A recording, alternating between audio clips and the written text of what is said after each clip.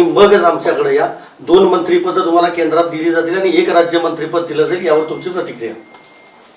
तर भारतीय जनता पक्ष काय शब्द वापरला तुम्ही? नाही, त्यांचं कोण? भारतीय जनता पक्षाचे हायकमांड हे राष्ट्रवादी काँग्रेस पक्ष, शरदचंद्र पवार पक्षाशी कोणाशी बोलले याची मला माहिती नाही. आदरणीय पवारसाहेब, माननीय जयंतराव, माननीय शशिकांत शिंदेजी, मी किंवा राजेश टोपे किंवा अनिल देशमुख, आम्हाला कुणालाच भारतीय जनता पक्षातून आम्हाला तरी कोणाला फोन आलेला नाही. त्यामुळे पक्षामध्ये ते कोणाशी बोलले याचं उत्तर ज्या तुम्हाला सोर्सला, तुमच्या सूत्राला विचारायला लागेल. काही या चर्चा सुरू आहेत, अधिवेशनाच्या आधी नंतर विस्तार होऊ शकतो आणि त्यामध्ये तुमचा पक्ष एक वेगळा ग्रुप म्हणून जाऊ शकतो, यात काही तथ्य वाटते अजून पण? एकतर आम्ही विरोधी पक्षात आहोत आणि केंद्र सरकारमध्ये किंवा महाराष्ट्रात विस्तार झाला नाही झाला आम्हाला काय फरक पडतो. आमचं एवढंच म्हणणं आहे की ज्यांच्यावर आरोप प्रत्यारोप झालेत, मग नीटची परीक्षा असेल किंवा भ्रष्टाचाराचे आरोप झाले असतील, माझी केंद्राला आणि माननीय प्रधानमंत्र्यांना विनम्र विनंती आहे, त्यांनी या भारताला शब्द दिला होता, न खाऊंगा न खाणे दूंगा. त्याच्यामुळे नीटच्या परीक्षेत आणि जे आरोप प्रत्यारोप झालेले आहेत किंवा राम मंदिरामध्ये झालेला भ्रष्टाचार जो तुमच्या चॅनलवर तुम्ही दाखवला त्याच्यातूनच तर आम्हाला कळाला.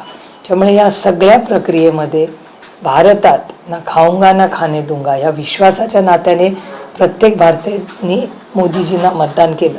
आज ते जेवढे भारतीय जनता पक्षाचेच प्रधानमंत्री नाहीत, ते भारताचे प्रधानमंत्री आहेत, ते तुमच्या माझेही प्रधानमंत्री आहेत. त्याच्यामुळे माझी विनम्र विनंती आहे त्यांना की त्यांनी भ्रष्टाचारमुक्त भारत होणार किंवा ते करणार असा त्यांनी शब्द आपल्याला दिला आहे, तो त्यांनी पाळावा, एवढीच आमची मागणी आहे. सकाळी 6:30 वाजता सामील होण्यासाठी काही प्रस्ताव देण्यात आलेला आहे का? आदरणीय पवारसाहेब, मी, जयंतराव, अनिल देशमुख साहेब, राजेश टोपे असतील किंवा पक्षामधले सगळेच ज्येष्ठ नेते असतील, आमच्यापैकी कोणालाही कुठलाही प्रस्ताव कुठल्याच पक्षातून आलेला नाही. आज सकाळी 6:30 वाजता सोनम वांगचुकचे मागच्या 21 दिवसांपासून जंतर मंतरवर आंदोलन करत तुम्ही सुद्धा भेट घेतलेली, त्यांना थेट पोलिसांच्या तुकडीने येऊन घेऊन गेले, तिथल्या आंदोलकांना मारहाण झालेली आहे. हे धक्कादायक आहे खरं. अतिशय म्हणजे शांततेच्या पद्धतीने गेले अनेक दिवस सोनमजी जे आंदोलन करतायत आणि काय मागणी आहे ते काय स्वतःसाठी मागत नाही आहेत. नीटच्या परीक्षेत भ्रष्टाचार झाला, त्यातल्या पुढच्या पिढीचं या राज्याच्या देशाच्या युवकांसाठी नीटची परीक्षा ज्या पद्धतीने घेतली जाते त्याच्यात भ्रष्टाचार झाला आहे असं लोक म्हणतात, असं समाजात ह्याच्याबद्दल चर्चा आहे. अशा मंत्र्यांना तुम्ही बदला, एवढीच मागणी आहे त्यांची. त्याच्यासाठी जर एखाद्या देशातलं आंदोलन एक करत असेल एखादा नागरिक, तर सरकारने त्याला विचारूही नाही. कोणीतरी सरकारच्या, एवढं सरकार मायबाप सरकार येते, गल्लीपासून दिल्लीपर्यंत त्यांचं सरकार आहे. एक लोकशाही पद्धतीने एक नागरिक अतिशय इमानदारीने जर एखादं आंदोलन करत असेल तर इतकं संवेदनशील हे सरकार आहे की एका व्यक्तीने जाऊन त्याला विचारपूस करायला, हे दुर्दैव आहे. आणि सशक्त लोकशाहीसाठी हे घातक आहे.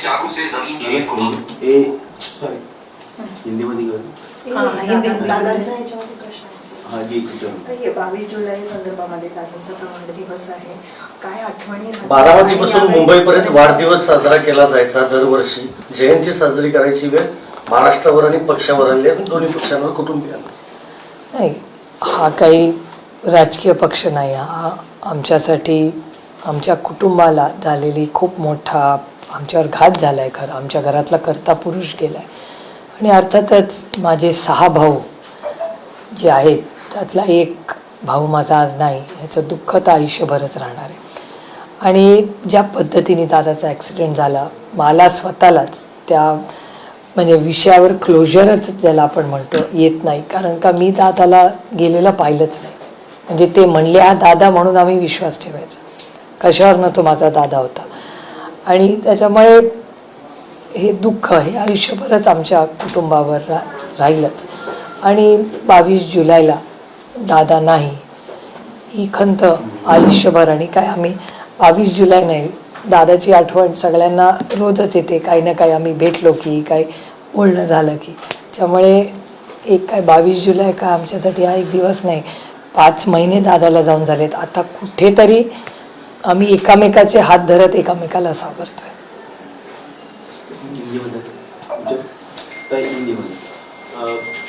ऐसी खबरें है कि एनसीपी आपके पास क्या कोई ऐसा प्रपोजल है कि आप एनडीए में एनसीपी अजित पवार दादा की पार्टी के साथ मर्जर होकर आए और मर्जर की बात नहीं बनी तो फिर आप अलग से अपने पार्टी के तहत एनडीए में आए, इस बात में कितनी सच्चाई है? ये प्रस्ताव किसने किसको दिया यही मुझे पता नहीं. एनसीपी शरद चंद्र पवार पार्टी को कोई भी प्रस्ताव कहीं से भी नहीं आया, न कांग्रेस से आया है, न बीजेपी से आया, न किसी से आया है. तो ये प्रस्ताव की बातें कहाँ से आ रही है या आपके सूत्र कौन है मुझे पता नहीं, लेकिन हमारी पार्टी में किसी ने भी कांटेक्ट, ना कांग्रेस ने कांटेक्ट किया है, ना बीजेपी ने किया है, ना एनडीए के किसी मित्र पक्ष ने. मर्जर की शर्तें और मर्जर के लिए बातचीत अगर प्रस्ताव ही नहीं आया तो मर्जर का सवाल ही कहाँ आता है. तो अलग से भी अगर जाने की कोई संभावना, उसको भी चर्चा लेकिन होगी? प्रस्ताव ही नहीं आया है.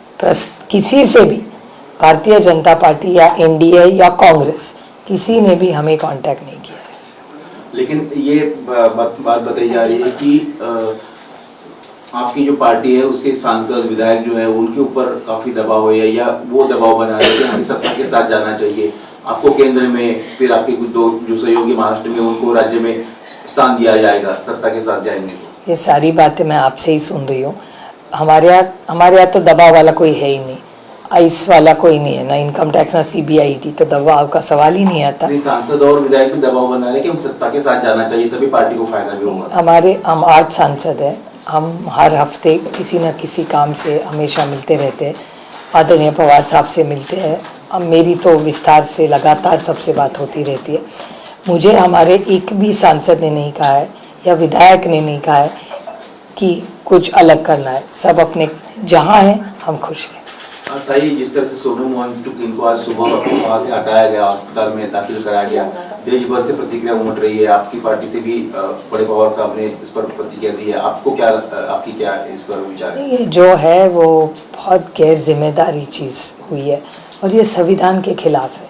अगर कोई आंदोलन करना चाहते और वो बहुत शांतिपूर्व आंदोलन कर रहे थे, तो जिस तरह से उन्हें अस्पताल लेके गया वो पूरी तरह से गलत है. ठीक, थँक्यू. थँक्यू ताई. काळजी घ्या. दिल्लीत पोल्युशन आता कमी आहे तसे काय अडचण नाही.